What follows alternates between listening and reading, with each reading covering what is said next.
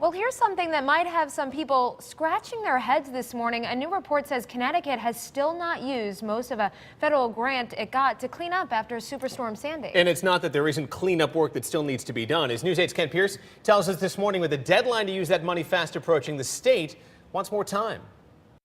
This is so frustrating because it sounds like such a good idea. After Superstorm Sandy hit last year, the federal government said to Connecticut's cities and towns affected, here is some free money. Go out and hire people who are currently unemployed to go fix up, clean up things damaged by the storm. Well, here we are coming up on a year later, and it turns out only 2 towns have utilized any of that money. And if they don't use it soon, according to the Hartford Courant, that money is no longer going to be available. The paper says that a few months ago, the state learned this money was going to waste. So the state asked the feds, hey, can we use some of that money? They said yes. So the state is having a crew clean up Rocky Neck State Park.